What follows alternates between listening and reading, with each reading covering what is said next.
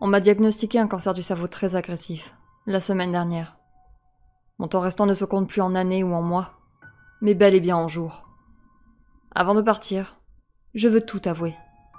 Je veux expier ma faute. Ou du moins alléger ma conscience. J'ai vécu avec ça une partie de ma vie. Mais maintenant que ma mort est proche, je ne peux plus garder ce secret en moi. Alors écoutez bien ceci, car ceci est la confession d'un mourant. Que savez-vous des immortels? Vous allez sûrement me dire que vous en avez vu à la télé, dans des séries comme Highlander, ou dans des bandes dessinées, ou des comics. J'étais comme vous. Pour moi, les immortels c'était Wolverine et compagnie. Ce n'était pas réel. J'ai fait des études de médecine, en vue de devenir chirurgien. Vous savez que je suis plombier. C'est donc que j'ai dû arrêter ma carrière à peine naissante, pour une raison ou une autre. Bref, j'étais jeune diplômée à l'époque, et j'avais postulé dans tous les hôpitaux du pays, et même à l'étranger. Aucun ne m'avait donné de suite favorable, sauf un qui se situait dans la banlieue de Berlin, en Allemagne. Bon, je devais quitter ma famille et mes amis pour aller poursuivre ma carrière dans un pays dont je ne parlais même pas la langue. Mais c'était l'occasion inespérée d'acquérir de l'expérience, auprès de chirurgiens professionnels. Je me suis donc installée à Berlin, dans une chambre de bonne. Il n'y avait aucun confort. Mais je savais que c'était temporaire.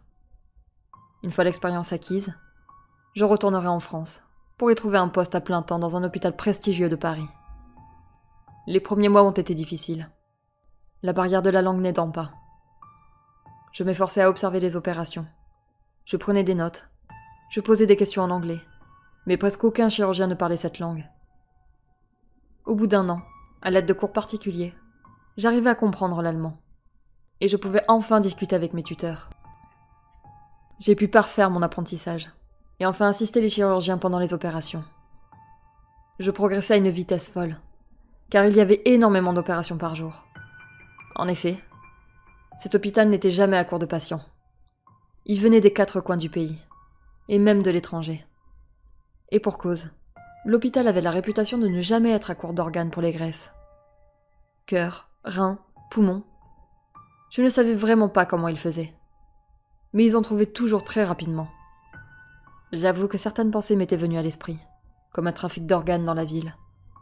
Mais il n'y avait aucune preuve. Et surtout, c'était une aubaine pour moi de pouvoir assister à toutes ces opérations.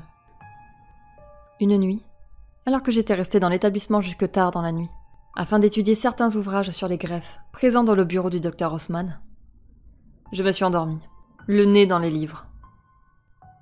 Il faut dire que la chaise du bureau du docteur était tout sauf inconfortable. J'ai été réveillée par des cris d'un homme. C'est normal dans un hôpital, me direz-vous. Mais c'était des cris d'agonie. C'était affreux. Je suis sortie du bureau, et j'ai commencé à chercher d'où ça venait. Je suis allée voir l'infirmière de garde. Mais selon elle, aucun patient n'avait crié. Je retournai dans le bureau du docteur, quand je les ai entendus une nouvelle fois. Cette fois, j'ai su reconnaître la provenance de ces cris. Ils venaient de derrière une porte, qui menait vers le sous-sol de l'hôpital. Sur celle-ci, il y avait un gros panneau, Kein Eintritt, entrée interdite. Évidemment, je voulais venir en aide à la personne, mais la porte était fermée. Les cris ne se faisant plus entendre, après que j'ai posé les yeux sur la porte, je suis rentrée chez moi cette nuit-là. Le lendemain, j'ai tout de suite posé des questions au docteur, lui demandant ce qu'il y avait derrière cette porte, et pourquoi on pouvait entendre des cris la nuit, venant de derrière celle-ci. Lui qui avait toujours été gentil et souriant, s'est montré à ce moment-là sous un tout autre jour. On pouvait lire la colère dans ses yeux. Après m'avoir saisi par le col, il m'a plaqué contre le mur, en me répétant que ce qu'il y avait derrière cette porte ne me regardait pas, et en me menaçant de me virer avec perte et fracas si je continuais à mettre mon nez là où il ne fallait pas. Je ne voulais pas risquer ma carrière en me faisant virer de mon tout premier poste. Alors je n'ai pu repenser à cette affaire, durant quelques mois. Mais, une nuit où j'étais de garde, j'ai eu besoin d'une agrafeuse. Et je me suis souvenu qu'il y en avait une dans le bureau du docteur Haussmann. Et, évidemment, en allant à son bureau, j'ai de nouveau entendu ces hurlements, venant de derrière la porte. C'étaient les mêmes que la dernière fois. Et comme cela remontait à des mois, Ça voulait dire que c'était la même personne qui souffrait là-bas. Je tenais à ma carrière, il est vrai. Mais j'avais encore des valeurs. Je ne pouvais pas laisser cet homme comme ça, sans rien faire. Je me suis rappelé que le docteur gardait un trousseau de clés dans son bureau. Je suis allée les chercher, et j'ai essayé toutes les clés sur cette porte. Et par chance, il y en avait une qui fonctionnait. Je suis descendue dans les sous-sols de l'hôpital, tout en essayant de repérer d'où venaient les cris. Je suis finalement arrivée devant une autre porte, en métal. Au travers des cris de l'homme, je pouvais entendre 2 personnes parler en allemand. Je suis restée quelques minutes devant la porte, avant que les cris ne cessent. J'ai longuement hésité, mais j'ai fini par entrer. Dans la pièce, il y avait une salle de chirurgie. Un homme était allongé sur la table d'opération, la poitrine complètement ouverte.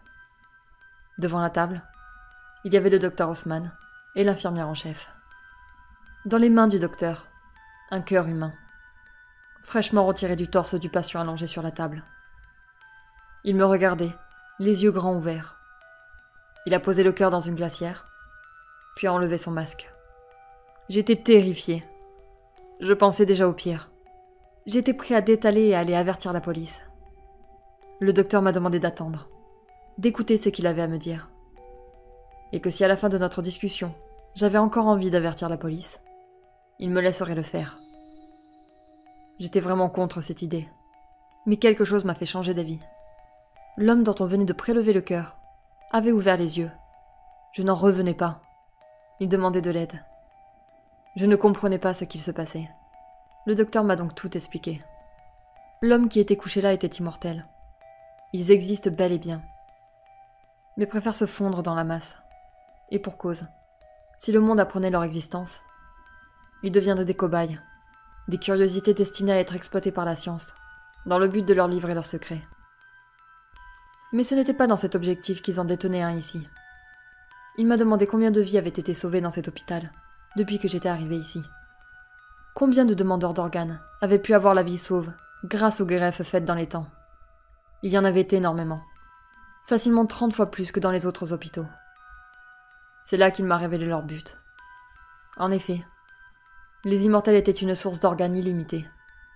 À chaque fois qu'on leur prélevait un organe, cœur, foie, rein, ils repoussaient aussitôt. Parfois, lorsqu'on prélevait le même organe trop de fois de suite, ils pouvaient mettre plus de temps à repousser que d'habitude. C'est pourquoi ils ne pouvaient pas subvenir aux besoins des autres hôpitaux.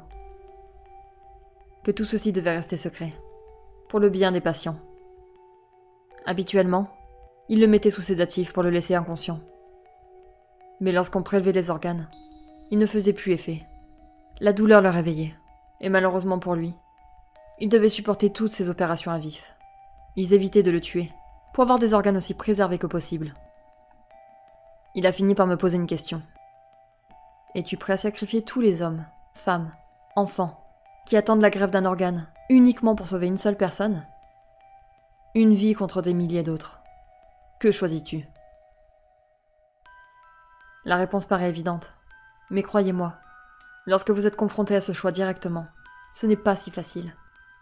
Laisser ce pauvre homme se faire torturer, encore et encore, ou bien fermer les yeux sur tout ceci, sauvant ainsi des milliers de demandeurs d'organes. J'ai regardé une dernière fois l'homme. Je lui ai dit à quel point j'étais désolée, avant de partir. Le lendemain, j'ai démissionné. J'avais préalablement informé le docteur que je ne dirais rien à propos de tout cela. Puis je suis revenue en France. Je n'ai plus jamais pratiqué depuis. Voilà, ceci est mon péché, même si j'ai fait cela dans le but de sauver le plus grand nombre.